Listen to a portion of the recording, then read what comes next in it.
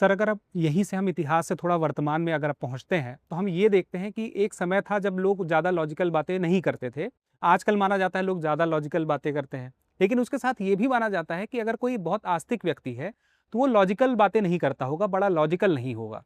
तो ये बात कहाँ तक कितनी सही हो सकती है? दिक्कत ये है कि हम आस्तिक और नास्तिक को ब्लैक एंड व्हाइट में देखते हैं, डाइकोटमी में, कि ये नास्तिक, ये आस्तिक। आप सच देखेंगे तो पूरा एक स्पेक्ट्रम है, जिसमें घोर नास्तिक से लेके घोर आस्तिक के बीच में कई लेवल्स आते हैं। घोर नास्तिक वो है जो बोलता है कि ईश्वर है ही नहीं। मैं दावे से कहता हूं ईश्वर नहीं है। घोर आस्तिक वो है जो ईश्वर को मानता है और जो ईश्वर की धारणा मानता है उसमें पूरा यकीन रखता है। तार्किक रूप से मेरे ख्याल से ये दोनों ही व्यक्ति गलतफहमी के शिकार हैं। जो साइंटिफिक टेम्पर का आदमी होगा, तार्किक व्यक्ति होगा, वो इनके बीच में होगा। बीच में कैसे हो सकता है? जैसे मान लीजिए मैं ये मानता हूं कि भाई जो साबित होगा मैं वही मानूंगा, बाकी नहीं मानूंगा, क्योंकि ईश्वर नजर नहीं आता है। तो ईश्वर है ये साबित करने की जिम्मेदारी है, honours of proof, burden of proof किसके ऊपर है? जो कहता है कि ईश्वर है। जो कहता है कि नहीं है उसके ऊपर तो बर्डन ऑफ प्रूफ नहीं आना चाहिए। मसलन अगर मैं आपसे कहूं कि आपके और मेरे बीच में लाल प्रकाश की रेखा है, कि आपको दिख रही है? आप कहेंगे नहीं दिख रही है। और अगर मैं कहूं कि मुझे दिख रही है, और फिर मैं कहूं कि आप कहें कि साबित करो, मैं कहूं मैं साबित नहीं कर रहा, तुम साबित करो कि नहीं है। आप कहेंगे मैं क्यों साबित करूं, मैं तो कह ही नहीं रहा। जो कह रहा है साबित तो वो करेगा। ठीक वैसे ही अगर आपको ईश्वर में विश्वास है और किसी को नहीं है, तो साबित करने की जिम्मेदारी किसकी है? जो दावा कर रहा है। जो दावा नहीं कर रहा उसकी जिम्मेदारी नहीं है। लेकिन एक लॉजिकल इमेजिनेशन के रूप में ये मानना बहुत अजीब नहीं है कि इस पूरे संसार के पीछे कोई परम शक्ति हो सकती है, होनी चाहिए। अब 3-4 लेवल्स हो सकते हैं।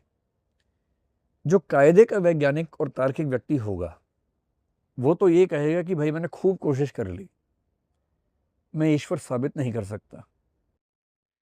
और जिन लोगों ने ईश्वर को साबित करने की कोशिश की है, मैंने उनके प्रमाण पढ़ लिए, उनके आर्गूमेंट्स पढ़ लिए, वो भी बहुत मीनिंगफुल है नहीं। जिन्होंने ईश्वर को खारिज करने के प्रमाण दिए हैं, वो भी मीनिंगफुल नहीं है, सच में नहीं है। तो मैं बटा हुआ हूं, मैं परेशान हूं, मैं बेचैन हूं कि ईश्वर है या नहीं। अब मेरे पास दो ऑप्शन हैं, या तो मैं हड़बड़ी में इनमें से एक फैसला मान लूं, या मैं कहूं कि जब तक फैसला नहीं होगा मैं वेट करूंगा। जो वेट करते हैं उनको बोलते हैं एग्नोस्टिक्स, अज्ञेयवादी। मैं उसी कैटेगरी में आता हूं कि हम वेट कर रहे हैं, जब फैसला होगा होगा, तब तक हमारा काम चल रहा है उसके बिना नहीं। पर मैं वेट करूंगा तो सवाल है कि मेरे व्यावहारिक जीवन में ईश्वर होगा या नहीं। इसके भी दो ऑप्शंस हैं। कुछ लोग कहते हैं कि जब तक साबित नहीं होगा तब तक हम धार्मिक जीवन नहीं जिएंगे। कुछ कहते हैं ना, जब तक साबित नहीं होगा कि ईश्वर नहीं है, हम मान के चलेंगे कि है, क्योंकि मानने से हमें मनोवैज्ञानिक फायदा होता है। एक बहुत प्रसिद्ध वैज्ञानिक था, आप तो साइंस के बैकग्राउंड के व्यक्ति हैं शायद, ब्लेस पास्कल, आपने नाम सुना होगा, जिसके नाम पे प्रेशर की यूनिट आप लोग पढ़ते होंगे फिजिक्स में। उसी पास्कल की बात कर रहे हैं। 17वीं सेंचुरी फ्रांस का वैज्ञानिक था। पास्कल के सामने भी एक दुविधा थी। पास्कल मैथमेटिशियन भी था, फिजिसिस्ट भी था, और एक धार्मिक व्यक्ति भी था, और अंतिम हिस्से में जीवन के बहुत धार्मिक हो गया था। उसको कुछ ऐसे रहस्यात्मक अनुभव हुए कि वो धार्मिक हो गया बहुत ज़्यादा। और उसने कहा, being a scientist and being a mathematician, साबित तो कुछ होता नहीं है, पर मैंने ये महसूस किया कि अगर मैं ईश्वर को मान लेता हूं तो मेरा जीवन ज़्यादा आसान हो जाता है। फिर एक आर्गुमेंट भी दिया कि अगर ईश्वर है और मैंने नहीं माना तो बाद में दंड मिलेगा, नहीं है और मान लिया तो कोई नुकसान की बात नहीं है। तो कॉस्ट बेनिफिट एनालिसिस में ईश्वर को मानना बेहतर बात है, तो मान लेते हैं। उसने माना। 19वीं सेंचुरी के अंत में, 20वीं सेंचुरी की शुरुआत में अमेरिका में एक व्यक्ति हुए, विलियम जेम्स, अमेरिकन साइकोलॉजी के फादर माने जाते हैं। और विलियम जेम्स पर बुद्ध का भी असर हमें दिखता है, क्योंकि बुद्ध ने कहा कि आत्मा नहीं है, चेतना की का प्रवाह है, स्ट्रीम ऑफ कॉन्शियसनेस है। ये बात जेम्स ने भी कही। विलियम जेम्स ने सेम बात कही कि ईश्वर है या नहीं हम साबित ना कर पाए हैं, ना कर पाएंगे। पर जब साबित ना ये हो रहा है ना वो हो रहा है, तो फिर मैं क्या देखूंगा? वो प्रैग्मेटिक फिलोसफर है। प्रैग्मेटिज्म का मतलब है कि जो व्यावहारिक रूप से फायदे में है उसको मानेंगे। उसने कहा मैं मनोविज्ञान का प्रोफेसर भी हूँ, विद्यार्थी भी हूँ, और मैं मानता हूँ कि ईश्वर को मान लेने से सुकून, शांति, विनम्रता ज़्यादा होती है। तो जब साबित होगा कि नहीं है तब का तब देखेंगे, तब तक के लिए मैं मानना चाहता हूँ, मैं मानूंगा। ऐसे लोग भी, आप इनको इलॉजिकल नहीं कह सकते हैं। तो लॉजिकल व्यक्ति ऐसा नहीं होता कि रेडिकल एथीस्ट होगा या रेडिकल थीस्ट होगा। बीच की बहुत स्थितियाँ हो सकती हैं। एग्नोस्टिसिज्म मुझे लगता है कि सबसे अच्छी स्थिति है। प्रैक्टिकल और सॉफ्ट थीइज्म जो मैंने आपको बताया इन लोगों का, कि प्रैक्टिकली मानेंगे, सैद्धांतिक रूप से हम जानते हैं कि साबित नहीं हो सकता, ये मान लेंगे। कुछ लोग संदेह में रहते हैं, जैसे डेविड ह्यूम रहा, संदेहवादी होते हैं, वो भी अच्छे हैं। वो खारिज नहीं कर रहे, सिर्फ ये कह रहे हैं कि मुझे डाउट है, मैं स्केप्टिकल हूँ, मुझे क्लैरिटी नहीं है, और जब तक क्लैरिटी ना मिले मैं कैसे मान लूँ। जो घोर ईश्वरवादी हैं उनमें से बहुत लोग ऐसे जो तार्किक नहीं हैं। जब आप ईश्वरवादी होंगे तो आप कई ऐसी धारणाएं मानेंगे। आपने अगर दर्शन पढ़ा हो तो ईश्वर की धारणाओं में एक होती है सगुण धारणा, एक निर्गुण धारणा होती है, पर्सनलिस्टिक, इम्पर्सनलिस्टिक।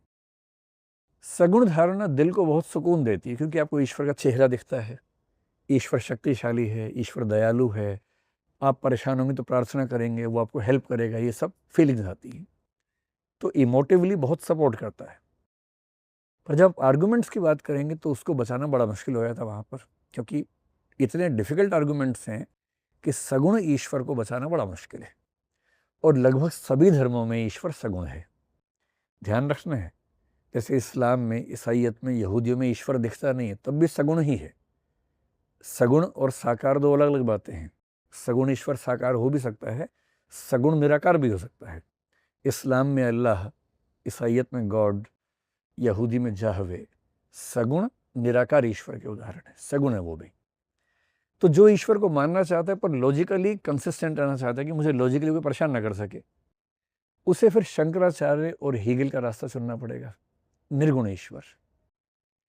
निर्गुण ईश्वर लॉजिकली कंसिस्टेंट है, उसको खारिज करना बड़ा मुश्किल है, क्योंकि आप कुछ बता ही नहीं रहे उसके में क्या है।